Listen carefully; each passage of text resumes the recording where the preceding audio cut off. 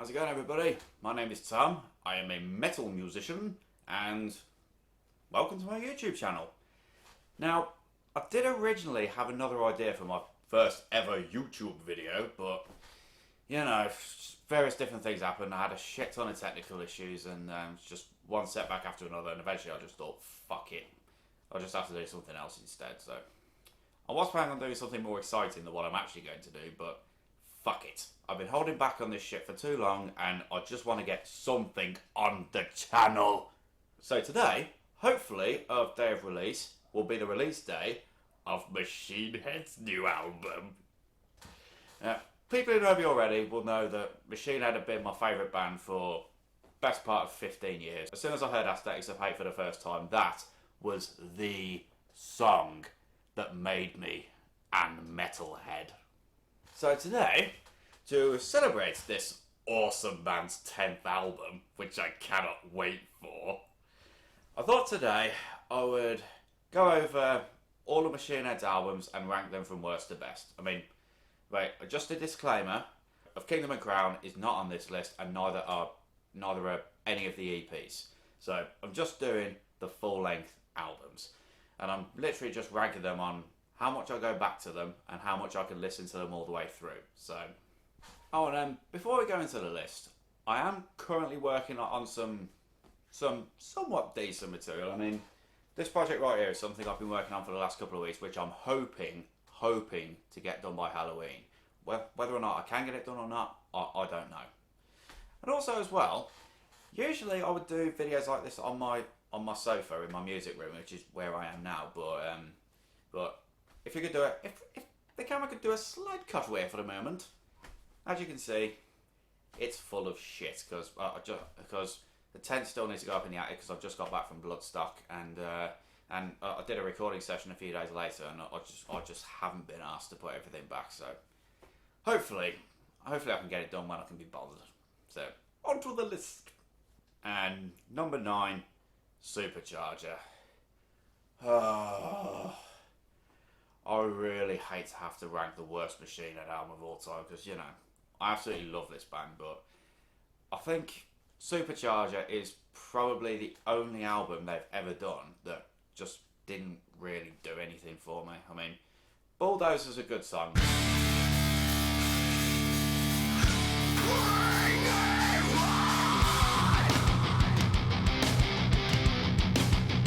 But honestly, that's about it really. I mean, I listened to it a couple of months ago because I thought, you know what, there's got to be something good about it. But literally, Bulldozer was it, and they just didn't have anything else interesting on that album. So, guys, I'm sorry to have to do this here, but Supercharger is at the bottom of the list. Sorry. And at number 8, again, I hate to have to do this, but The Burning Red. I know Dave's going to kill me for this because he absolutely loves The Burning Red, and I can see why.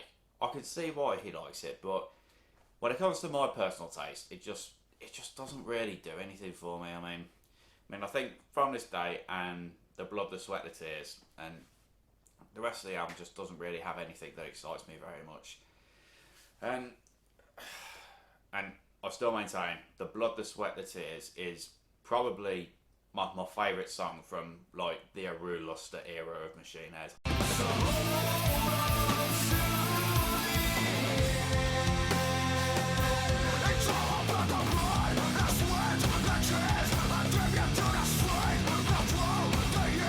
I absolutely fucking love that song. I mean, when I first heard it, I honestly thought it was on. It would either have been on Through the Ashes of Empires or the More Things Change. I genuinely thought it was one of them songs, but you know, sorry Dave, but The Burning Red and Supercharger just don't really do anything for me. But apart from those songs. Now, before I go any further, I know I sound like I'm shitting on Aru Luster or something because, you know, the two albums that he was on were my two least favourite, but but I'm not shitting on Aru Luster at all. I mean, I do like the guy. The guy's a really good guitarist, and what he did for Il Nino, that stuff was good. But yeah, but it's just the stuff he did with Machine Head just didn't quite cut it for me. So, on to the next pick. Going in at number 7, and again, I really hate to have to put this one here, but I'm going to have to go with The More Things Change. Now, again, Dave, please don't kill me, but I do like The More Things Change. We're starting to get into the albums that I actually can listen to all the way through now, which is good. But of all the albums that I can listen to all the way through, I think The More Things Change is probably the one I go back to the least. Because we got 10 Ton Hammer.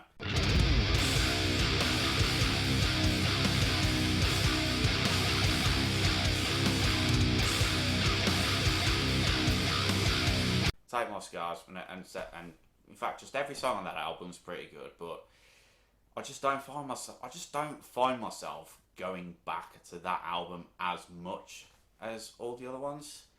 Which, again, it really pains me to have to do it, but you know, it's my choice, not yours. And now we're getting into the stuff I really like now. And number 6, we're going to have to go with Through the Ashes of Empires. And again, I really hate to have to put this one here because, you know, it was Phil Demo's introduction to the band, and, you know, and again, Through the Ashes of Empires. How can you ignore Imperium?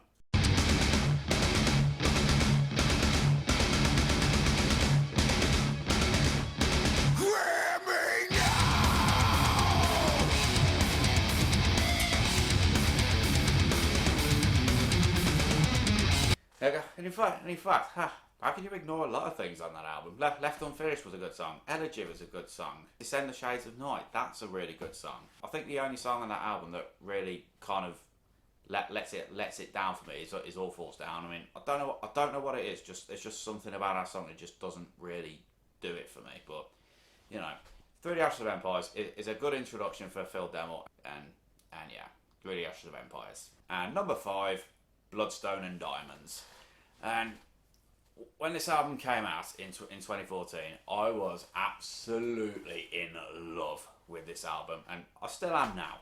I absolutely love Bloodstone and Diamonds. It was the first album with Jared McEachran in the band. It was a really good introduction for him.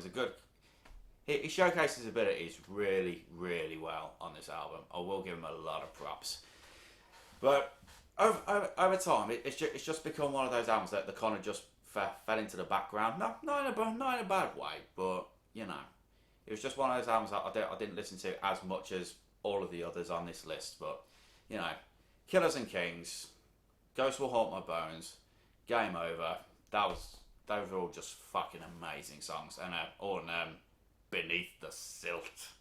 Beneath the Silt was so.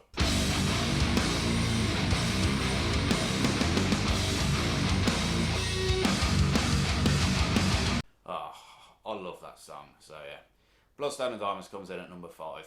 And number 4, Unto the Locust. Now, I will admit, if I'd have done this list exactly this time last year, Unto the Locust would have been a hell of a lot lower down this list. A lot lower. But, and the reason is, when that album came out, I kind of saw it as like a follow-up to The Blackening, which is pretty much just me being my usual, no, it's not this, it's not this, it's not this, it's not this. But as time's gone on, I decided to give Unto the Locust a proper listen again. I was like, why did I slag this album off so much? This is awesome. This is fucking awesome. The I Am Hell intro to the album.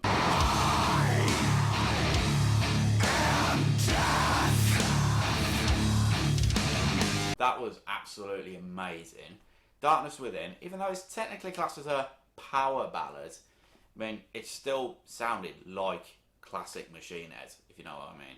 And even Who We Are, because when I first listened to it, I heard the kids at the start, and I was like, yeah, this ain't gonna be for me. But when I actually gave the song an actual listen, fuck me, it was good. So yeah, there. I've given it a bit of time, and Unto the Locust is now number 4. So good job, lads. Now this one is going to be very surprising for a lot of people, but number 3, Catharsis. Now, hear me out, okay? Just hear me out. There are 2 types of critics in the music industry. There's one who will review an album for what it actually is. And then number 2, yeah, you got the critic who will be like, oh, it can't be good. It's not this. It hasn't got this. It has not got this. It's not got anything that makes this band any good at all. I get why a lot of people don't like this album. And I will admit, when I first heard this album, I was kind of in the same boat. But when I actually sat down and gave it a proper listen, when I had like a 2-hour journey somewhere, well, I can't for the life of me remember where I was going, but I thought, I actually really like this. In terms of musicality, it's definitely one of their absolute best. I mean, Heavy Lies the Crown is hands down my favourite song on the album.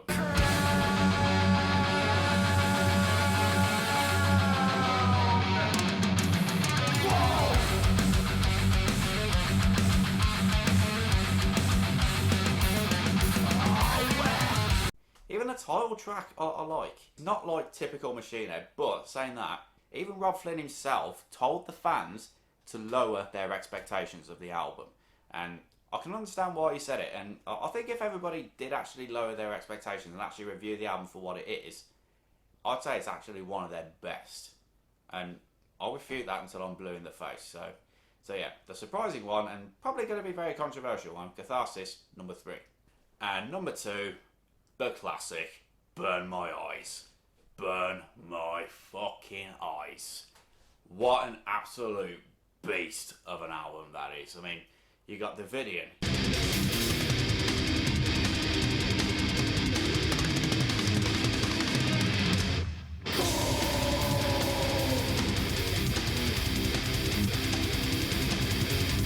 You got Old, you got Death Church, you got 1,000 Lives, Nation on Fire, Blood for Blood, which is my personal favourite song on the album. And just the whole album is just absolutely incredible. I mean, for a first album, Machine Head definitely knocks it out of the park. I mean, Rob, Adam, Logan, Chris, you guys absolutely aced it with that album.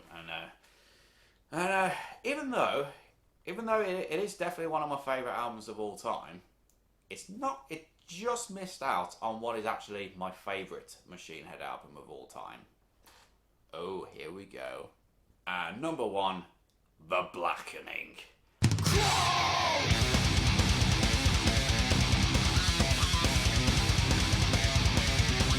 Words cannot express just how much I absolutely love this album. Yeah, in fact, it's not just my favourite Machine Head album, it's my favourite album of all time. There it is, I said it. It's my favourite album of all time. Me and my brother were watching the Kerrang Awards. I believe it was the Kerrang Awards. Anyway, we're watching the Kerrang Awards back in 2007, and they played the video for Aesthetics of Hate, and since then, I was hooked. I'm a metalhead through and through. And I want to say more about how much I love this album, but I feel this video is going to be about 10 hours long. Because, yeah, I'm going to try and wrap it up with this, because The Blackening, not just my favourite Machine Head album, but my favourite album of all time. And the album that made me a full-on metalhead. So there you go. My ranking of Machine Head albums from worst to best. I don't know why I did a confused face then, but, you know. I just do a lot of random things, okay? A lot of random things. So, I have got some other stuff in the works. I mean, like I said earlier, I've got this project here that I'm hoping to get done by Halloween, and yeah, I'll try and get a regular uploading schedule together, but I can't really promise anything right now because, you know, and I've got a whole PowerPoint presentation full of ideas, and for me, it's just finding the time to get it done because I work a full-time job, I've got a mortgage, and, you know, just the usual bollocks. That'll be it for today. So yeah, I'll see you next time. And remember, have fun, but don't be a